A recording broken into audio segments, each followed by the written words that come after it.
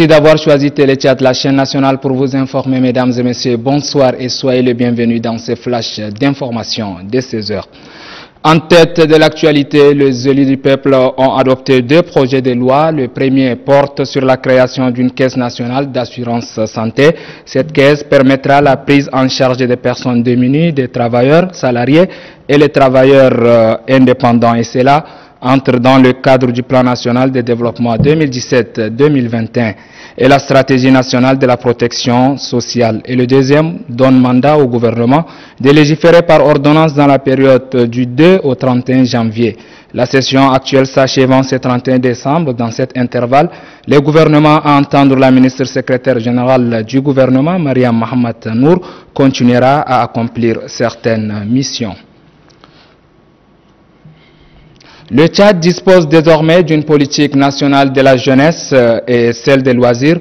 Ces 2 documents sont validés hier à l'issue d'un atelier qui a regroupé tous les acteurs concernés à la Maison nationale de la femme. Ces documents cadres serviront des outils pour orienter les actions de l'exécutif en faveur de la jeunesse. Des actions qui visent l'épanouissement de cette couche de la société, la jeunesse qui représente la majorité de la population. En termes de recommandations qui ont sanctionné les travaux, les participants demandent au gouvernement de construire des infrastructures socio-éducatives, culturelles, artistiques et sportives. Pour le directeur général du ministère de la Jeunesse, Passal Elazaki, représentant le ministre, son département mettra les moyens pour traduire en actes les besoins exprimés. D'une politique à une autre, le ministère de l'Environnement et de la Pêche dispose aussi d'une politique nationale validée aussi hier par les experts dans ces domaines. Les documents font ressortir les plans d'action et la problématique nationale de l'environnement. Selon le chef du département, Brahim Mohamed Jamaladine, ces documents qui viennent de voir le jour constituent la base fondamentale de toutes les actions gouvernementales en matière de protection de ces secteurs. La prochaine étape, c'est sa mise en œuvre, chose que le participant demande déjà au gouvernement. Il demande par ailleurs la mobilisation des fonds et des moyens techniques pour sa réussite. L'écrivaine Kaussar Mohamed Salimi a présenté hier à l'université Roi Faisal 2 nouveaux ouvrages.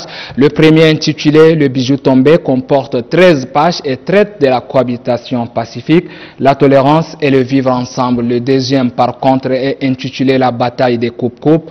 Il retrace les douloureux événements passés dans le royaume de Wadaï en 1917. À travers ces 2 ouvrages, l'auteur interpelle la jeunesse à connaître l'histoire pour bien bâtir le présent. Fin de ce flash d'information. Mesdames et messieurs, merci à vous de l'avoir suivi. Gardons constante la confiance et la complicité qui nous lient. Je serai là encore demain chez vous quand il fera 13h30 et 16h. Restez sur Téléchat. La télévision, c'est chez nous.